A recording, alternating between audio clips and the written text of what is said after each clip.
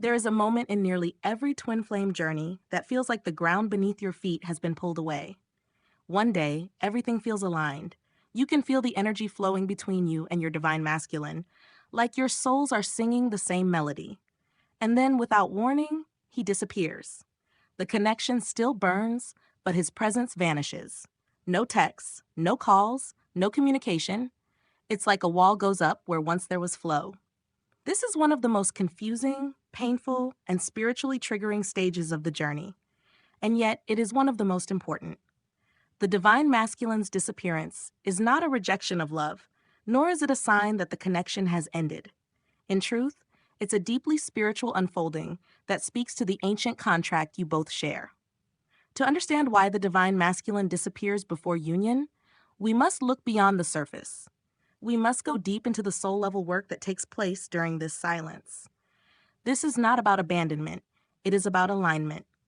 The divine masculine, though silent in the physical, is undergoing an inner transformation that is often invisible, but very real. Let us go through this together so that by the end of this video, your heart feels lighter, your understanding deeper, and your faith in this sacred journey renewed. In the realm of twin flames, union is not something that happens by chance. It is something that is birthed from deep spiritual maturity, personal healing, and divine timing. Before union can take root in the physical world, both counterparts must undergo a powerful process of awakening.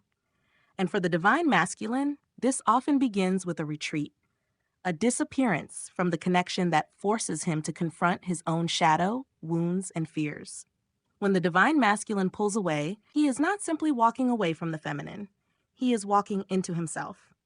This retreat is a rite of passage. It's a space where he must face all the parts of him that feel unworthy of love, where he must examine the conditioning he has inherited from the world around him, where he must untangle the beliefs that tell him he is only lovable if he is strong, successful, emotionless, or in control. The love between twin flames is so pure, so intense, that it reveals everything. It is like a mirror that cannot lie. And when the divine masculine looks into that mirror, he does not always feel proud of what he sees. He sees his guilt, he sees his wounds, he sees the times he betrayed his heart. And in that moment, the ego panics. It tells him that to stay in the connection would be to lose himself. And so he disappears, not because he doesn't feel the love, but because he feels it so deeply that it terrifies him. This phase is sacred. It is the cocoon before the emergence. Like a caterpillar entering the darkness of transformation, the divine masculine needs this space to dissolve all that is false so that he can re-emerge in truth. He is not vanishing forever. He is preparing for something far greater than either of you can yet imagine. While this can be agonizing for the feminine, it is important to remember that your masculine silence is not personal. It is not a punishment. It is a necessary pause in the greater symphony of your soul's reunion. During this phase, the most powerful thing the feminine can do is remain rooted in her own light. Rather than chase or plead, she must become the embodiment of the union she desires. She must walk forward with grace, knowing that the connection is not broken, it is simply becoming.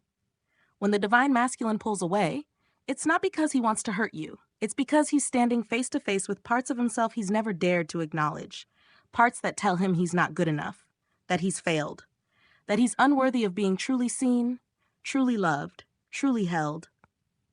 The connection with the divine feminine awakens these buried wounds with incredible intensity. For the first time in his life, he feels a love that reaches the core of his soul, a love that sees everything, accepts everything, and asks for truth in return. And it's that very depth that activates his pain. Many divine masculines have learned to survive in a world that tells them to be strong, logical, unfeeling. They've been praised for their achievements, but not for their vulnerability.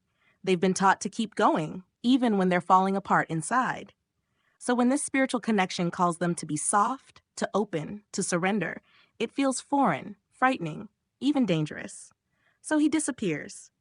Not because he's cold, but because he's afraid of falling apart in front of you. He fears that if you truly saw all his brokenness, you'd leave. And so, instead of risking rejection, he chooses to walk away first. But this silence is not empty. It's filled with struggle. The divine masculine is wrestling with his demons. He is questioning everything he thought he knew about love, success, masculinity, and identity. He is learning to feel again, to trust again, to believe that maybe, just maybe, he is worthy of this sacred bond. This is not easy work. It is soul surgery, and it must be done in solitude. Just as the seed breaks open in the darkness before it grows toward the light, the divine masculine must allow himself to break before he can rise. During this time, it's vital for the divine feminine to trust what cannot be seen, to stay grounded in her own healing, to hold space without clinging. Because as he dives into his wounds, she too is being called to deepen her own self-love and emotional resilience. Union begins when both souls have faced themselves fully. And this disappearance is not a detour, it is the path to becoming whole. The divine masculine often carries a heavy load of expectations. He has been conditioned from early life to follow a script, one written by family, society, culture, and often unhealed ancestry. This script says things like, be successful at all costs, don't show weakness, love is a distraction, or you must provide, not feel. When he meets the divine feminine, that entire script begins to unravel. Suddenly, he is faced with a connection that asks him not to perform, but to be real, a bond that values presence over perfection. A love that doesn't care about what he earns, but who he is when no one's watching. And this love, this awakening is liberating. But it is also threatening to the ego. The ego fears change. It clings to what is familiar, even if it's painful. So when the divine masculine feels the pull of the twin flame bond, the ego begins to resist. It tells him, this is too much, you'll lose everything, or you don't deserve this. To truly walk the path of union, the divine masculine must break free from these old attachments and inner programs. He must unlearn everything that taught him to hide his heart. This often means pulling away, not because he doesn't care, but because he's deconstructing a false identity. Disappearing becomes his way of retreating from the noise. He needs to hear his own soul speak. He needs to ask himself, who am I when I'm not trying to please everyone else? What do I truly believe about love, about myself, about life? This inner revolution cannot be rushed. It requires silence, stillness, space to rebuild from the inside out. The feminine, during this time, must resist the temptation to interpret his disappearance as rejection. It is not. It is a sacred unraveling, a dissolving of the old so something new and true can be born. In the meantime, she too is being asked to let go of expectations, timelines, and illusions of control. She is being guided to trust in the divine process, knowing that both souls are being rewritten by love in ways that will serve the higher union. This is perhaps the most overlooked truth. The divine masculine's higher self is not absent. It is deeply involved in the unfolding of the journey. And often it is his higher self that orchestrates the disappearance, because the soul knows what the mind does not. From the soul's perspective, separation is not failure. It is alignment. It is refinement. It is preparation. The masculine's higher self knows that coming into union too soon, before healing has occurred, would only create confusion, conflict, or chaos. So it guides him to step back, to retreat into the sacred space where true growth can take place. This can be a hard concept to grasp, especially when your heart aches for closeness. But understand this, his soul is not abandoning you. It is protecting the union. It is ensuring that when he returns in truth, not in fear, not in illusion, but as the man he is meant to be. Often the feminine can feel this presence even during separation. She may dream of him, sense his energy, feel the pull. That's because the connection has never been severed. It's only moved to a higher plane, where the real work is happening. During this stage, it's helpful to connect with your own higher self. Meditate, journal, listen to your intuition. You'll find that even though he is physically absent, your inner guidance becomes stronger. The silence becomes a mirror that reflects your own inner wisdom back to you. The union you seek is not something you chase. It is something you align with, and your soul already knows the way. For the divine masculine, control often equals safety. His world has, for so long, been structured by logic, predictability, and linear goals. His identity may be tied to roles he plays: the provider, the protector, the achiever, the fixer. Within those roles, there's a sense of order, a belief that he understands who he is, even if it's based on illusion. But the love he feels for his divine feminine is unlike anything he has ever known. It does not follow the rules. It's not measured, predictable, or bound by logic. It breaks him open. It dissolves the masks. And to the ego, this is terrifying. He begins to feel things he can't explain. He has visions of a different life. He becomes more sensitive, more vulnerable, more in tune. His heart wants to surrender, but his mind clings to the old identity that made him feel in control. And so he disappears, not out of cruelty, but because he doesn't yet know who he is without that identity. He's afraid that if he surrenders to this connection, he will lose everything: his autonomy, his plans, his sense of self. The truth is, he will lose something. He will lose the false version of himself, the one that was never real to begin with. And that is exactly what the soul intends. But this death of identity must be faced alone. No one can do it for him, not even the feminine. She can love him, hold space for him in her heart, but she cannot make him ready. That readiness must come from within. In this phase, the divine feminine is also invited to reflect on her own attachments. Has she been placing her identity in the union? Has she made him the center of her purpose? These questions are not meant to cause guilt. They are sacred invitations to expand. Because just as he is learning to let go of control, she is learning to let go of dependency. Both are learning to become whole on their own, so that when they come together, it is from choice, not need. Union is not about completing each other. It's about walking together as two souls who have remembered who they truly are. One of the most beautiful and complex aspects of the twin flame dynamic is that the divine feminine's light activates the masculine's awakening. Her energy, the way she sees him, believes in him, and loves him unconditionally, calls his soul to rise. But this activation is also a shock to the system. It's like being asleep for lifetimes and suddenly being shaken awake. At first, the masculine may feel uplifted, inspired, seen in a way he's never been seen before. But over time, the light becomes overwhelming. Why? Because it shines on everything he has tried to hide: his pain, his guilt, his shame. It brings to the surface every belief he has about not being enough.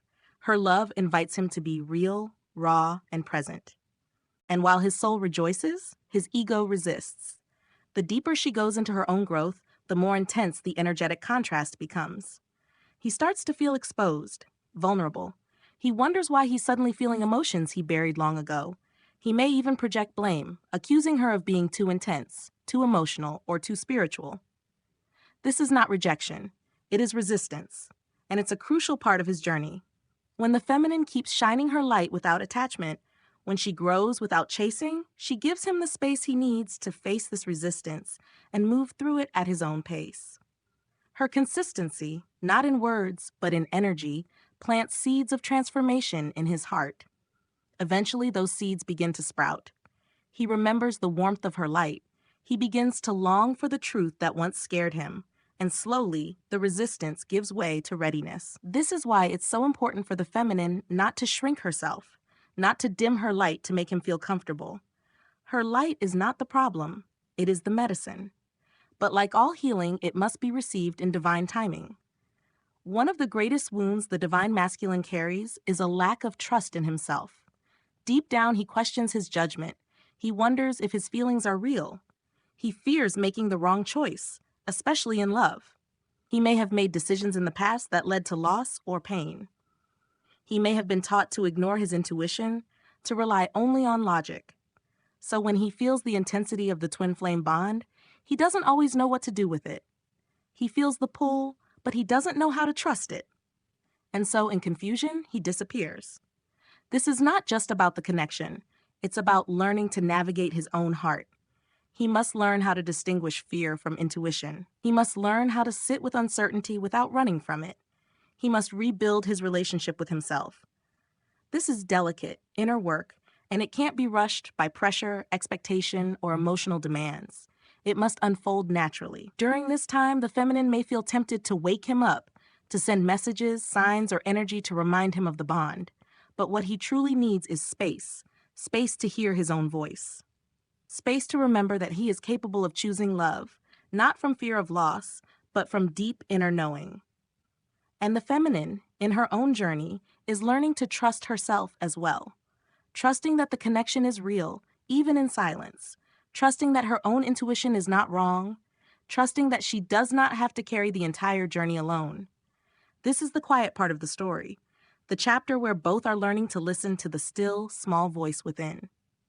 Because true union can only happen when both souls can say yes to love from a place of self-trust, not dependency. What if the silence is not a pause, but a preparation? What if, instead of being abandoned, you are both being positioned? There is a sacred timing to all things. And the twin flame journey is not about rushing to the destination, it's about becoming the person who is ready to hold that kind of love. When the divine masculine disappears, it creates a sacred container for transformation. It gives him time to integrate his awakening, to face his fears, to reclaim his truth.